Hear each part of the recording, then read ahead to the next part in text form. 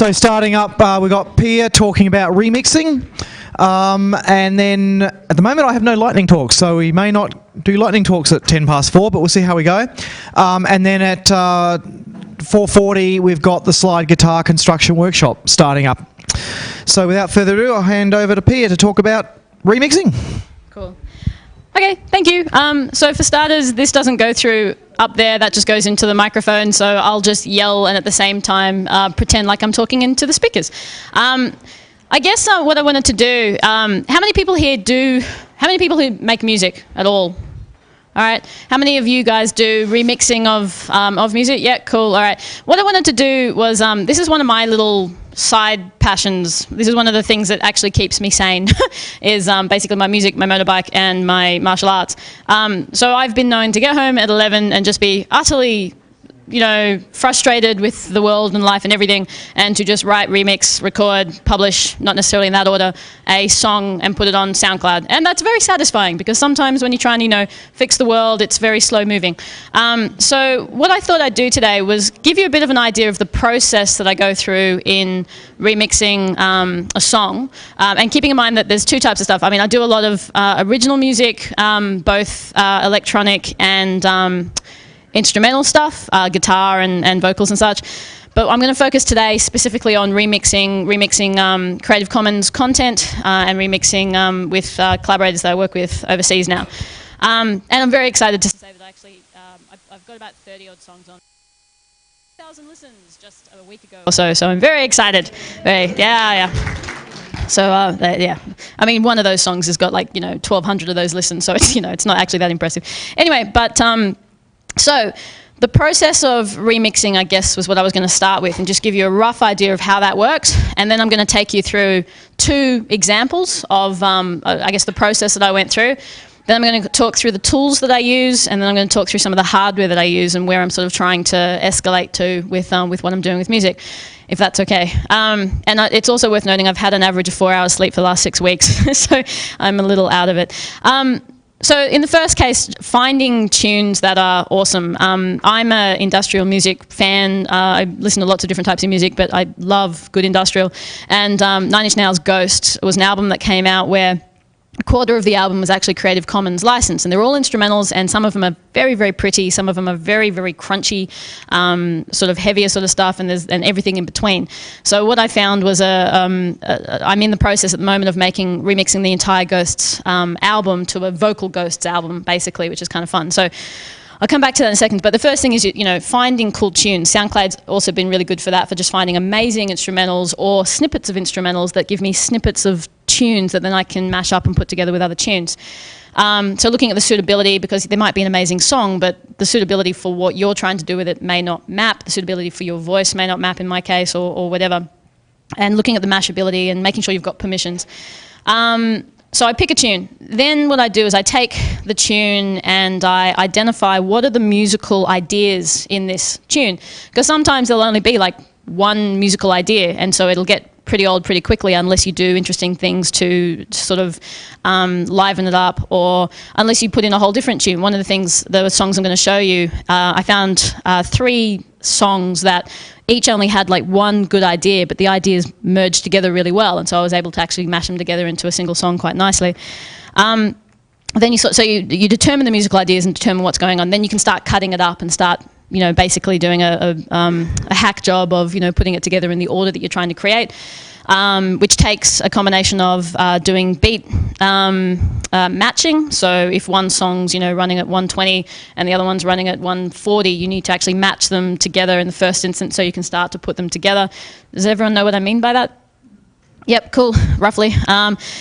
So you beat match, and there's some fantastic, and all of the songs I've done using only free software, it's worth mentioning. So a lot of people sort of go on about, and people have pointed me to, things like, I used to use Cakewalk back in my youth, in my misspent youth at school, and I've used Pro Logic and a few other those kind of tools when I was about 18 or 19, which were quite nice, but everything I need to do I've been able to do really well with the free software tools, and I'm learning a lot about how sound works as well. So I'm actually started buying books about the physics of sound, which has been really, really fun to sort of start getting my head around. I can hear a particular thing, I know intuitively what I need to do to make it sound better, but I don't know what it means. So I'm trying to learn some of those physics of sounds at the moment, which will hopefully improve the outcomes I'm getting. And then sometimes, so you do your beat matching, you create like a new instrumental structure. If you need new material, sometimes I'll be listening to something, I'm like, oh, it needs a tone, or it needs a sound, or it needs the beat, which is actually a really cool beat, but I need to just mash it up. I need to like mix it up a little bit to give it a little bit more interesting. Or in one case, which I'll show you, I had a particular song that a friend of mine in the States that I do a lot of, we do a lot of collaboration stuff together with. He had this one song which, as I'm listening to it, I'm like, oh, this sounds like a revolutionary song. It sounds like a call for action, or, you know, a pushing back on society kind of song. So what I did was I sampled a whole bunch of guns and used that as my rhythms. So I'll show you that in a second. But I basically created a whole new rhythm element using the sounds of shotguns and cocking of shotguns and loading and pistols and snipers. And it was really cool, actually, you know, because we like gun culture. No, we don't. But it was, but it wasn't because it mapped the song. So sometimes it's a matter of just listening to a song and feeling, what does this do for me? And then sort of trying to map it to something else. Another part of what I'm trying to do is make an entire album of songs that I guess are inspired by William Gibson stuff. So so it combines with some of the Ghosts work I'm doing as well. But so when I'm listening to a song, sometimes it'll be like, okay, does that remind me of a story, of a particular Gibson character, or a particular, you know, thing that I find interesting? Anyway. So I come up with an instrumental. So I now have a remixed instrumental, and I've got some ideas around how the melody's going to work. I start to put together some basic melodies, and then I start to play with a concept and take that concept and flesh out lyrics. Sometimes I'll write the lyrics for an entire song in 5 minutes. Sometimes it'll stretch out over a few weeks as I come up with new little snatches of ideas. Sometimes the song is driven by lyrics, sometimes it's driven by a concept, sometimes it's driven by the rhythm, you know, depends on the song, but I'll come back to that. I practice and I tweak the vocals over maybe a week or two, usually, unless I'm 11 o'clock at night and really frustrated. I actually went to a Billy Bragg concert about a month ago, and I got home so riled up that I wrote from scratch, recorded, and put online a song about, you know, the apathy of the masses on my guitar within about an hour. That was kind of funny. So occasionally I'll do that. Then, depending on what I've done, if I already have the relationship with the artist, I usually tell them what I'm doing in advance and ask if that's cool, and they're usually very cool about it. I'll make sure I bounce it off them after I've sort of recorded and mixed my vocals in and get their perspective. Sometimes I'll just be like, that's awesome, just put it up, that's fantastic. Sometimes they'll want to go and hack on it. Sometimes they'll be like, wow, I hate it. And that's okay as well. So, you know, sometimes I've got more songs that I haven't put online because they haven't enjoyed it and it's completely their call. And then I publish. So I'm just going to walk you through that process with a couple of things. I've got, oh, this is my new Ubuntu Air. It's working really much better now that I don't have any Mac software on it. So I'm just going to show you, so Failing Ghost was a particular song example. What I'm going to do is I'm going to play the song, and then I'm going to call out over the song about what I'm hearing and what I took from it. So I'm going to give you the very, very, very rapid process about how I did the remixing of this particular song, and then I'll show you the end result. Does that sound okay? Yeah, cool. Hopefully this is what you were interested in, because it's what, yeah. All right, so this is the first one. Oh, no, I don't want to do it that way. Stop it. Stop it all. Junk. I've already got it preloaded somewhere else, so let's go and do that. Okay. So, you know, there's not much in the intro. And it's got this kind of, I really like this rhythm. The first time I heard it, I'm like, whoa. Beautiful piano. He always does beautiful piano stuff. They're only 2 minutes each, so just bear with me. So I'm hearing a riff, I'm hearing a cool rhythm that I like. And then it just keeps repeating.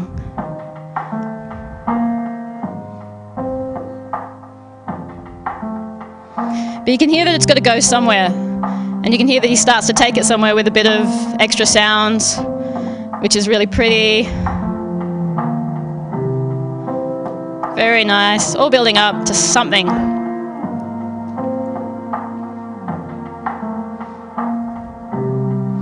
But it's starting to bore me now.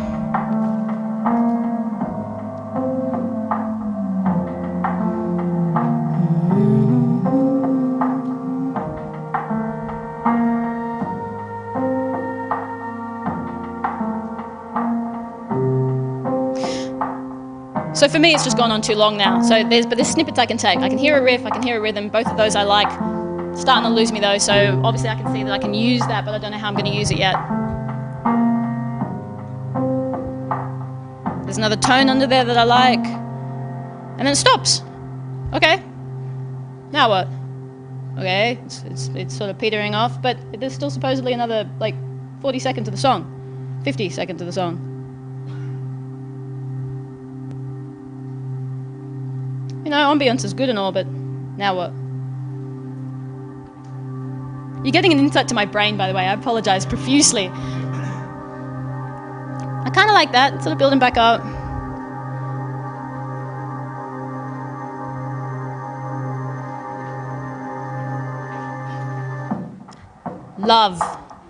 Love how it flicks into the clear beat. So how am I going to use that? And then we're back into it.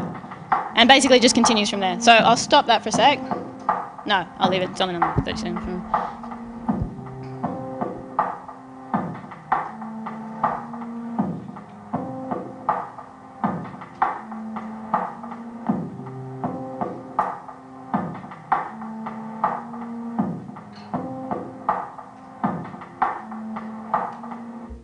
So you can hear there's basically just one riff, right? And there's one rhythm. The ambience kind of sounds a bit in the middle where there was no rhythm and there was no riff. Sort of gives you an idea about what you can do and how you can break it up maybe, and how you can create space. One of the things about music is creating contrasts so that you can actually appreciate the different aspects of the song. So I'm going to show you another song which is from the same album, and as soon as I heard it, even though it's a different tempo and quite a different song in a lot of ways, I could hear how it would fit. So I'll just play it for you and see what you think. No, not that one. No, yes, no, that one. Ah, not that one. That's other. All right, this one.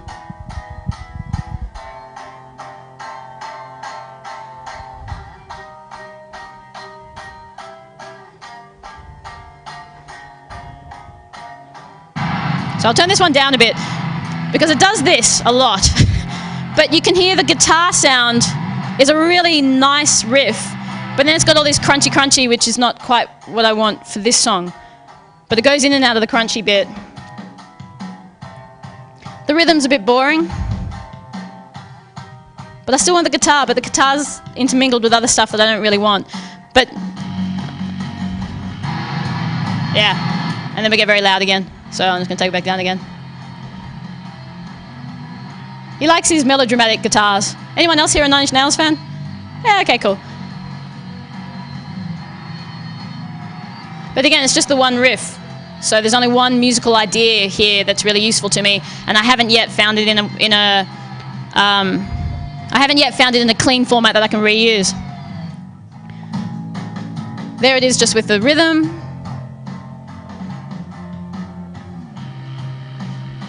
Still dirty, not all that useful. By this stage, I'm starting to think I could just play the riff and just record myself playing it and just put that over the top of it. So,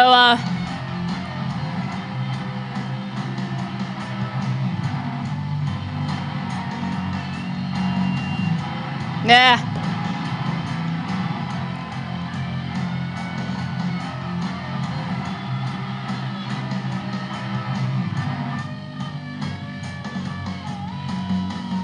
Voila. The thing I've been waiting for a minute 47. The clear riff. Still too slow, but it maps really nicely. So, all right, cool. So I have that. Oh, stop it. All right. So I've got I got two musical ideas and a really cool rhythm that I like, right? What I'm going to do now is just jump straight to, there was actually another song that, there's another Ghost that I use, which is basically just got a lot of, it's just a lot of ambient sound that I'm not going to bother playing for you because it's long and annoying. But I'm going to show you, so I mapped it in together to make an instrumental version, which I won't play because it ruins the surprise. But I'll just show you the end result now. So the end result was after I'd mashed those things together, created a structure I like, and I mean, I tend to be reasonable. You want your structure to be obvious enough that people can connect with it, but not too obvious. You don't want to just go chorus, verse necessarily all the time. You want to sort of shake it up a little bit sometimes, but if it's too alien, then it becomes prog rock that people probably won't listen to or enjoy. So that's just my perspective. So I'm going to show you the end result now, and I think you'll like it. It's only 2 minutes 58, so you'll just have to listen.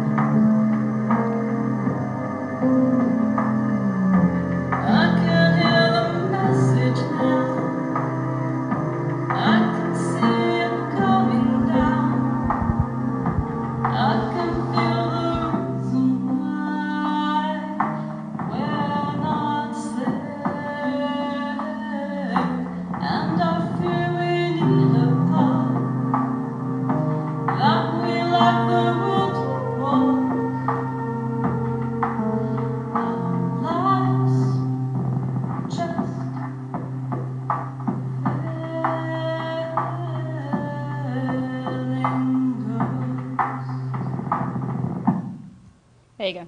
So you can see I played with a bunch of different concepts. You could see that I sped up the guitar riff from the second song and mapped it to basically be the verse, effectively.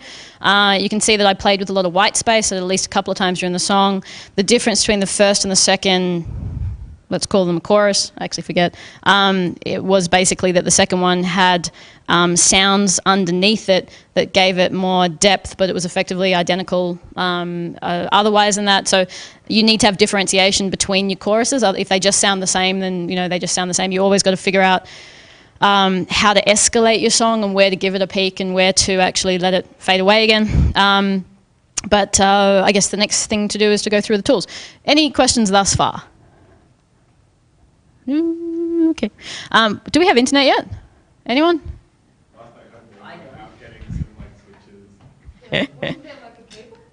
Yeah, no, it's an air. They're like too cool for cables and stuff. That's okay. All right. Okay, so what I'll do then is I'll just show you the tools. Now I stupidly, well, oy. Okay, cool. How am I supposed to gesticulate if I'm holding something? Yeah. I don't know how. Duh. All right. Oh, okay, sweet, thank you. Thank you very much. Thank you. So, basically, I stupidly because my plane was running an hour and a half late, and I only got here 20 minutes before my talk, I didn't get the chance to switch laptops to the one that I've actually been using to do all the music. I've only switched to this laptop about 4 days ago. There is internet. Well, it's okay, I got this plugged in now. I think. It seems to be trying to get an IP address, I think. So what I'm going to really actually have to do is actually talk to you a little bit about some of the tools and show you probably a couple of them, but I can't demonstrate them because I haven't installed all the plugins and I haven't had wireless yet here to actually install them. So I do pretty much all my remixing in Ardour, which I actually find particularly awesome. Has anyone here used Ardour? A few people? Not really many. Okay, I actually find it really awesome. Because it doesn't have any of my plugins at the moment, yeah, whatever, because it's not going to work properly anyway because I don't have any of my plugins. And if I play it right now, it will just hurt your ears. In fact, this isn't a good one because it's not particularly mixed. All right, let's get another one. But no, I'll just show you. So I mean, as a tool, it's pretty handy. You can pull in. Oh, yeah, good point. Hold on. Thank you. Stupid. Ah. Oh. Yeah.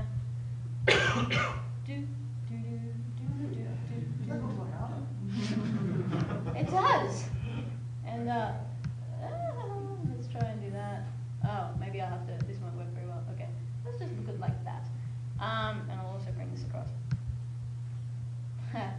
Okay, that kind of sucks.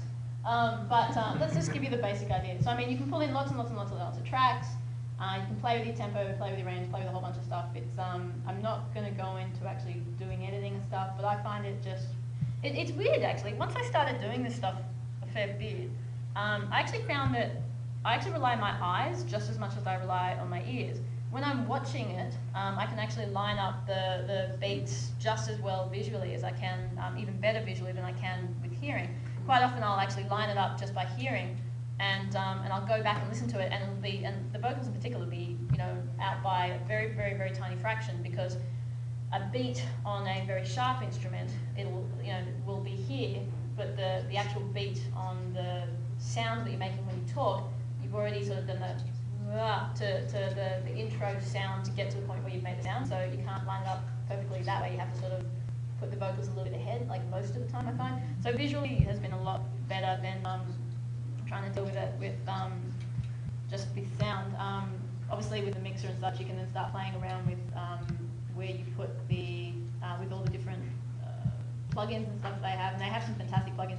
This isn't showing any of mine because they're not installed right now. But where you put the sound as well, like I've got a couple of songs where I'll have a sound just slightly in the background as the background sounds, but very much in the foreground for the vocals. Oh, my wide network has gone off now. This is so sucky. Okay, yeah, maybe it was a mistake to get this computer. All right, but Ardour is the main tool I actually use for hacking stuff, and there's lots of fantastic tools that I should use, and plugins I should use, and actually Martin's probably better at making sounds better than me. But a couple of the other ones. Hydrogen. Has anyone used Hydrogen? Cool, okay. Hydrogen is fantastic. It's basically a drum machine, but it makes really, really cool drums. What was the one we used Hydrogen for? Did we use Greed? Yeah, Greed was Hydrogen. Let me show you a song. So we had a couple of songs where we recorded all the instruments, and then we went back and basically did the drums just with Hydrogen, and they sound really good. I'll show you. Give me 1 second. Which one? Yeah, that one will do. You dress so pretty, you talk so smooth, and when you come around, you make me want to change the rules for you.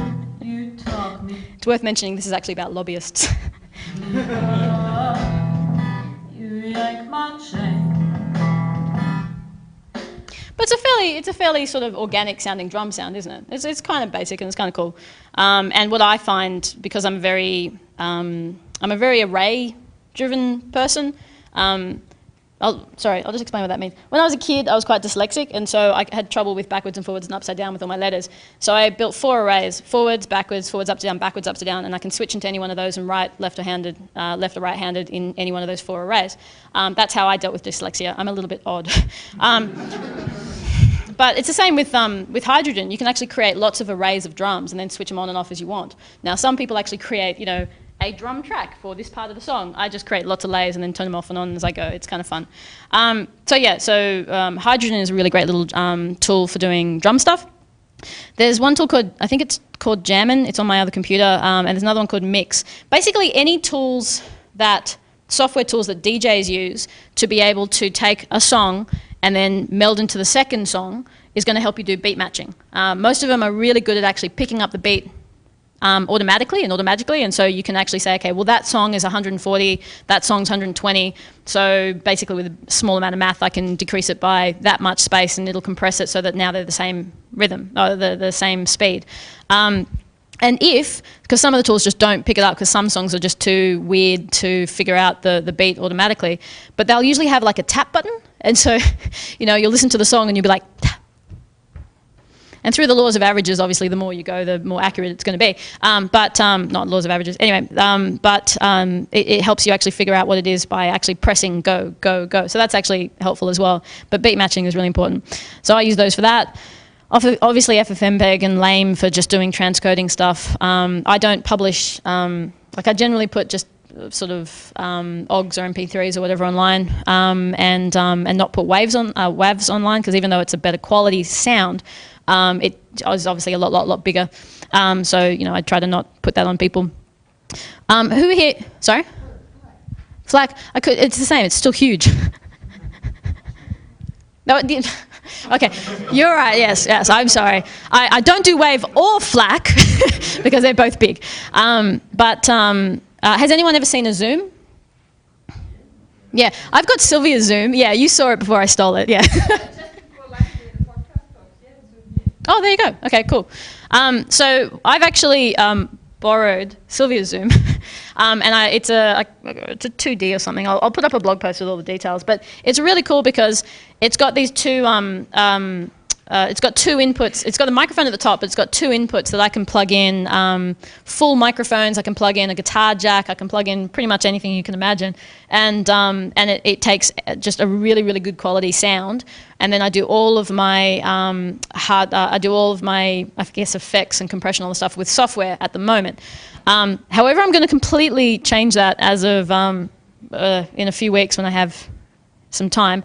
But basically I've bought like a mixer, a Xenix X1204 mixer, so I can actually start doing all my compression in hardware, because what I found is that the results of software just compression are just nowhere near as good as what you can get with hardware compression. So I'm basically upping the ante and setting up a proper studio sometime over the next month or so, and going to experiment with trying to get really good quality sound out of that, because it just saves. You just don't get the same quality, I think, in software compression and software reverb and all that kind of stuff. Of course, the problem with doing it that way is that once it's recorded in that way, you can't do anything with it. So in some ways, doing it raw is better. Yeah.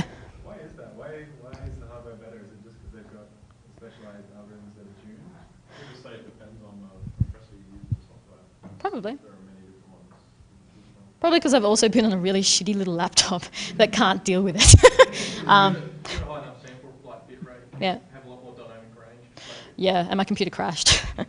But yeah, no, that's also a good point. I could, now that I've got a slightly faster computer than the EPC that I've had for the last 5 years, I could probably go back to trying software compression as well. But I guess the other thing is that it just is more time, like it's more time efficient as well to have a good setup in hardware that I can just record and I know it's going to sound how I want it to sound. Even if I'm just doing the compression with the mixer and maybe a couple of other little things like limiting and stuff, so I don't, and a few other things, but not do anything like reverb or any other kind of effects apart from doing that stuff in software. Maybe that's the way I end up going. Okay, so do you want me to show you a couple of other examples of how I do stuff? Yeah? All right. Yeah. All right. Let me open up Arda and show you something hopefully slightly more interesting than what I just showed you. And while I'm opening up Arda, I'll show you a cute little. All right.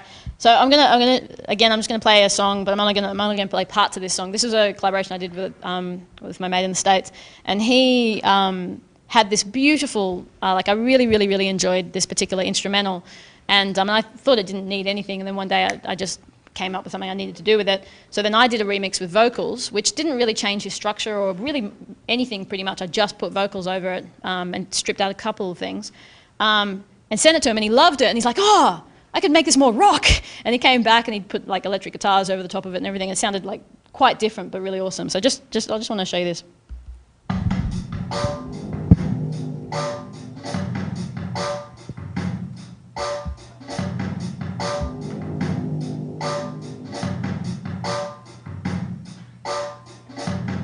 thinking of a different song. It's not beautiful, but it's cool.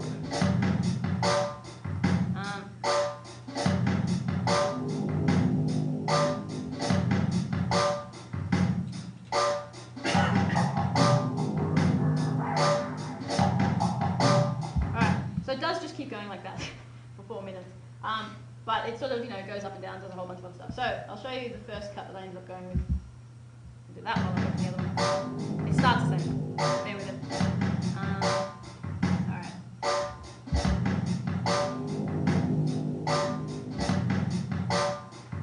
Every time you feed me breadcrumbs, I believe. And then, Oh, what are you doing? Oh yeah, Ada steals all of the things. Sorry. Alright, just to show you this. It's a little bit more interesting. Oh, that's annoying. I actually can't play it though in Ada because all the things are wrong, and none of my plugins are installed, so it's going to sound. It'll probably blow some speakers because it just won't sound right. But I had an idea that I cut up and made quite different. There was a couple of very specific concepts, just to zoom in, a couple of very specific little things that they did that I liked, and all I did was, but I only liked the one particular sound. So I took it and then transposed it up and down and actually created a whole new tune with the transpose bit. And the transpose function in this is very good. Yeah, so that was kind of fun. Added that vocal. So I did my funny transposey bit to create a whole new tune that went over the top of their tune. And then I think I added some violins on this one, just for the hell of it. Yeah, and that's basically, that's 2 tracks of vocals, so it's a left and right microphone and vocals. But it was quite heavily cut up for a chunk of it. Yeah, alright. But the tool is actually very handy. I really don't want to get into editing because I'm going to suck trying to do it in front of people. And none of my plugins are installed or whatever. So I'll go back to the song. and you stretch me out. Alright, so you get the feeling. I'm just going to show you the rock version, which I thought was pretty cool.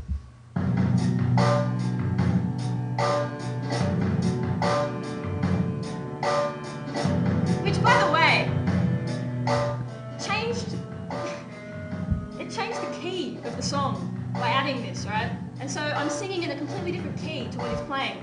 Sort of works.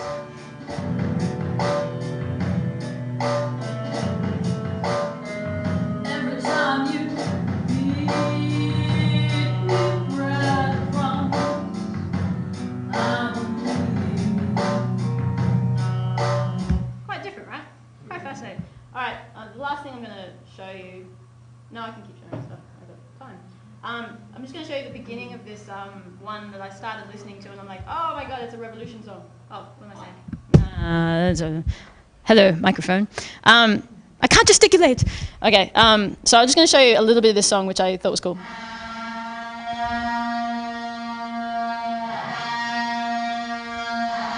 It's like, it's so rock.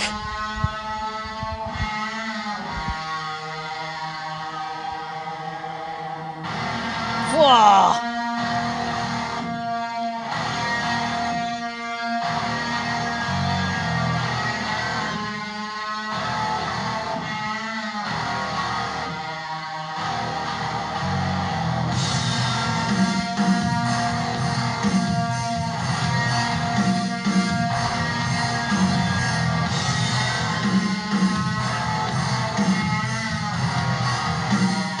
Cool, hey.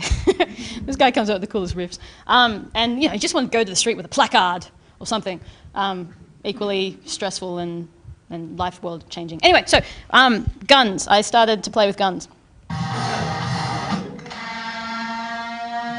Yeah.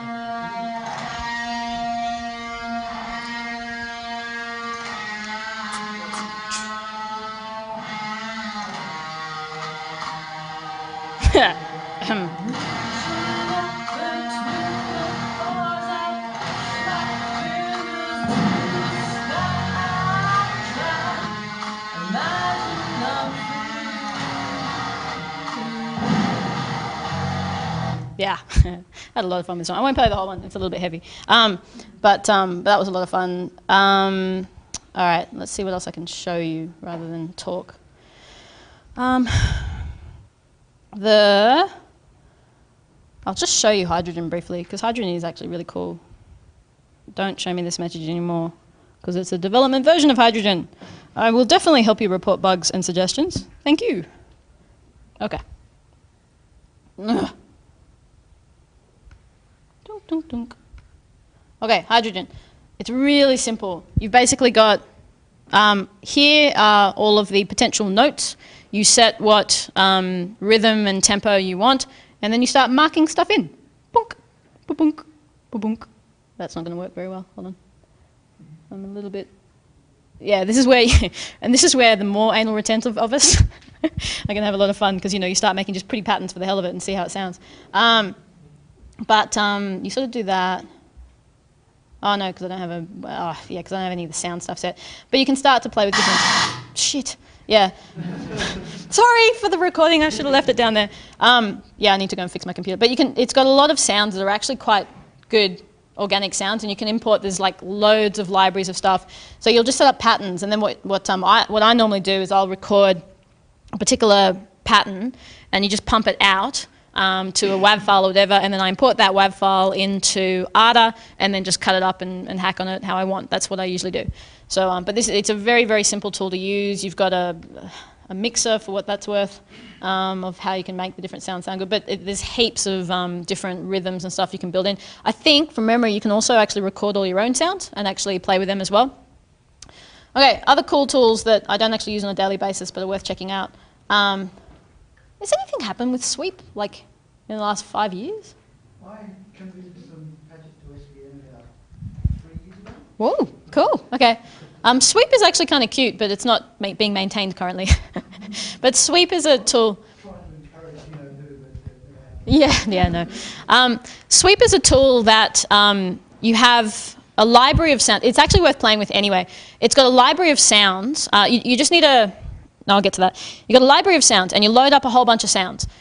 And then you can just... and then you associate each sound with like a keystroke, and then you basically live DJ those sounds.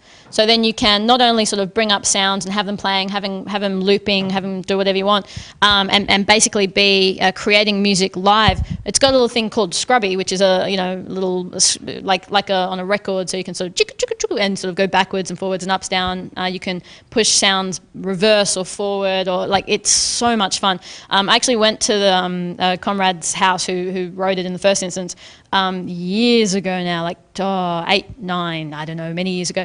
And he's like, hey, check out this Scrubby thing. I'm like, oh my God, this is so cool. And I sat down and started playing with it. And I stood back up about 2 hours later, not realizing 2 hours had gone past, and everyone at the party, A, hadn't noticed me sitting in the corner, and B, were just like, where's the music gone? I hadn't realized it had actually been pumping into the entire party. But it is really fun and really addictive and really cool to just sort of get sounds going and stuff. So that was really fun. I think that's about all I've got. Let me just see if I've got anything else to show you, which is kind of fun.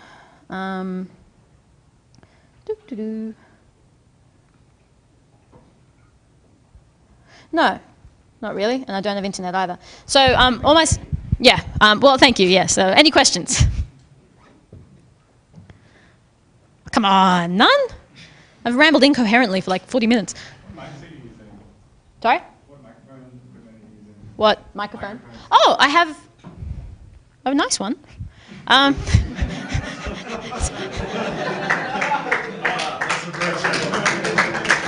It's fine. I've actually, you know what? For pretty much all the songs, because I only got my new gear a couple of songs ago. So for most of my songs, and certainly some of the ones that have that sound best because I'm still getting used to the new kit, were all done on the Zoom, weirdly. And it was done on the Zoom. A couple of them I would just like sing at it, and then it would freak out, and I'd get like lots of peaking and all kinds of stuff going, lots of clipping. And but then I started putting some stuff in front. Also, a lot of the recording I did with actually at Martin's studio as well. He's got some really cool kit that you've got all written up somewhere, right? Somewhere? But yeah, so there was some stuff that was recorded there. There was a bunch of stuff that I actually recorded on the Zoom.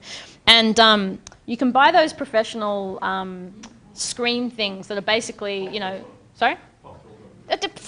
There's a technical term, whatever. A dead cat. What, in front of your face? Wake up! Oh, no, it's not one of those ones that sits here. It's like this thing that sits, it's like a round thing. Yeah, whatever. Or you can just get a pair of stockings, which I'm sure all of you have in great demand, great supply, and just put it over like a coat hanger, thank you, and put that in front of it. So that works just as well, in my opinion. But I did that with that. But what I'll do is I'll write up all the gear that I've got, because I've actually got some really nice stuff that works really well. And I'll put that up in a blog post after Tim Berners-Lee goes home. Please, God.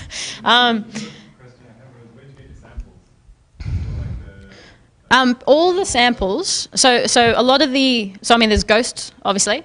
There's a lot of stuff from SoundCloud that I've gone to, and it's either Creative Commons to start, or it's not Creative Commons, and I've written to the person and said, hey, I really like your instrumental, can I use it? And they're like, yeah, totally. So in pretty much every case, they've been very excited to see what I do with it, so that's been really cool.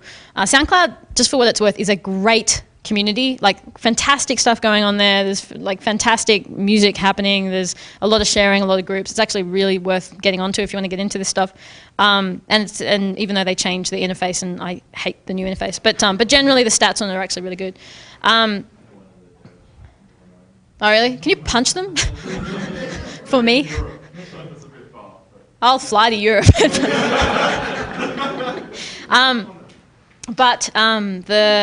But a lot of the other stuff, like there's like so much just free stuff. Like all my gun samples were free public domain samples from the US, as you know, surprise, surprise. At one point though, I actually went and I had a song years and years ago that I actually took all the gun battle from the Matrix and actually cut it up and used that as a rhythm years ago. But unfortunately, when I transferred computers sometime, it got completely lost, which is really annoying. But I don't tend to use copyrighted materials, restricted materials anymore because, whatever. But yeah, all the artists and stuff, I basically work on the principle that if they give me permission, then they must have sorted out the copyright. So if they've stuffed up, well, I got plausible deniability.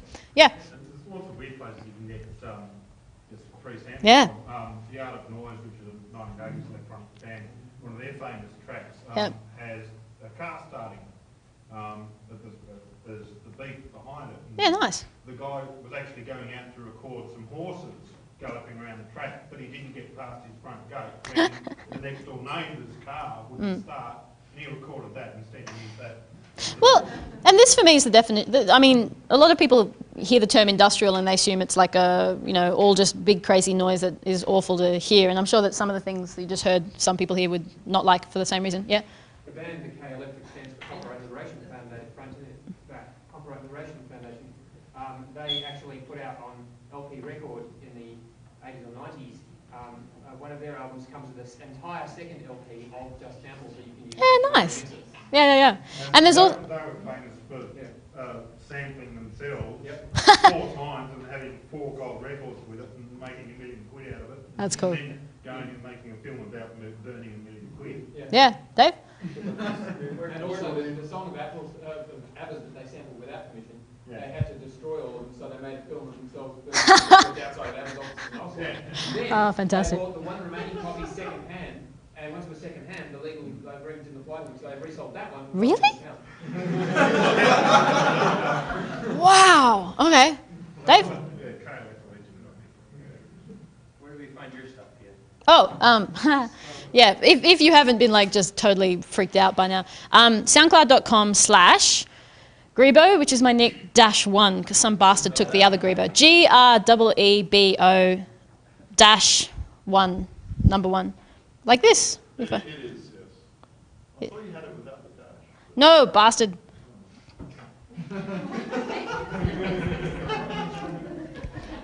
I'm not calling you a bastard, just sorry if that came across. So it's like this. You'll have to buy it off the other group later. I'm thinking about like just going and killing them. No. Direct action. There we go. If you. No, I don't want to do that because it might tip them off, and I don't want any public record that I'm planning any of these things. Obviously. No, exactly. Exactly. Oh, I thought this was here for the microphone, for the speakers that we can't hear. Yeah, exactly. Yeah, because it is kind of funny. I should probably record. Yeah, anyway. There you go. You can see it there, soundcloud.com/Grebo-1. And I'd love feedback. I mean, there's some stuff there that's not bad. There's some stuff that I think's pretty good. And I'm just going to keep doing a whole bunch of stuff, more stuff. But I'm hoping to get the rest of the Ghosts album done by the end of this year. And William Gibson, I've got a song. Oh, okay. Because you're geeks, I'm going to show you just one more song, and then I'm going to stop. Okay. The song I'm going to show you. Who's a Gibson fan? The rest of you, for shame. All right, so yeah, he's anyway, I'm not going to defend Gibson to you all because you bloody bugger off. This song is, of course, a classic tale of a cybernetic dolphin who's come back from the war and is very sad and living in a Jones. It's about Jones, yes, and he's living in a circus tank, and basically kids are just come see him. So the concept here, the premise, which I find fascinating, is that they're obviously the premise is that they're intelligent animals, and they've been geared up with metal and with drugs and all the rest of it, so that they can become bomb diffusers in like the next big war. So the dolphins are going through diffusing all the bombs, and a whole bunch of them are dying. This one survives, comes back, and basically is a junkie. But the kit that he's got installed in his head means that he can sniff basically anyone. Anyone he'd done network packet analysis sniffing stuff. Yeah, a few of you. You're not going to put your hands up though, are you? I have, and and I had a lot of fun playing around with that purely for white hat reasons, of course. So the idea is that he can sniff anything. So you can bring any device to him and he can sniff it because of the very, very, very high-tech gear in his head. I don't know why I went down the full story, but the point is this story is about him. So, a little bit more crunchy because, it's futuristic Gibson land.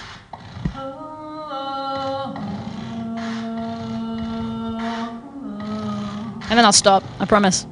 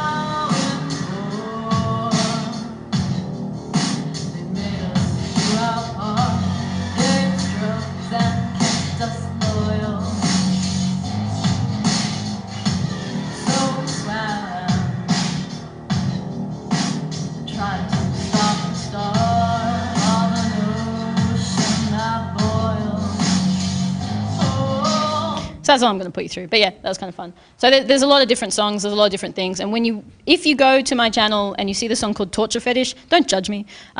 There's a lot of songs that don't represent real life. You know what I mean? Like I play with concepts. They aren't necessarily literal, okay? So just take it with a grain of salt, please. So I'll stop there. The last thing I'll say is that the other piece of gear that I completely forgot to mention here is I've actually got a... Oh, crap. One of those things, you hit it, and then it records a bit, and you hit it again, and then it loops the thingy. Sequencer or a looper. Live looper, yeah. And just as a point of reference, if someone tries to sell you a looper and they say, oh, these valve loopers have such a great sound, you should totally get one of those. A, they're correct, they do have a great sound. B, there's a physics limitation on a valve looper of like a certain amount of seconds, which is not nearly enough to do anything particularly useful beyond a couple of seconds. So I went back and I got a digital one, and it's great because now what I'm doing is I'm starting to do a bunch of steampunk gigs, actually. So what I'm doing is I'm getting a bunch of weird sort of percussion instruments, including I want to get an old motorbike petrol tank. Obviously, I need to get it cleaned properly before I start hitting it with sticks. But I'm going to have that and a few other, percussion sounds. Use the looping machine to create a very, sort of metallic industrial kind of sound, and then play guitar over the top. And I've discovered, as Jimmy Page discovered well before I did, and probably did slightly better than I do, that one of the cool things you can do with a guitar is actually bow it with a violin bow quite effectively and get an amazing sound. So basically, for my steampunk gigs, I've started getting these percussions with a looper and playing a guitar with a violin bow and with a mallet as well. You hit the strings, it's a pretty cool sound. Yeah. Yeah, well, no, it's not a soft mallet though. It's a soft sound. Yeah, it's a muted kind of... The bass player used to do things that we call them funky fingers, and it was just like, you used to get very percussive sound off. Yeah, cool. Actually extended fingers with soft mallet on the end of it. Yeah, that's cool. Tony Levin. Tony, what was it? Tony Levin. Tony Levin? Used to play for King Crimson and Peter Gabriel. King Crimson, Peter Gabriel, dude did cool stuff, just for the people who are listening on the recording, who are probably none by now. Because I got a little mallet, so I hit it with a mallet sap, but I also hit it with a stick. So hitting all the strings with a stick. And if you're wondering how you bow a flat plane of strings, the answer is you bow all of them. You need a lot of rosin on your violin bow if you're going to do it. But the other thing is you can actually bow the top string quite effectively as well and actually get a very high-pitched, quite pretty sound. If you're really good, and I'm not yet, you can actually bow the bass string, but it's very hard to do and kind of annoying. And then when you go to play it normally afterwards, of course, you've got all the rosin, so your fingers get sticky, so you've got to clean it in between. But apart from that, it's pretty cool. I'll stop now. Thank you all so much. I hope that was useful.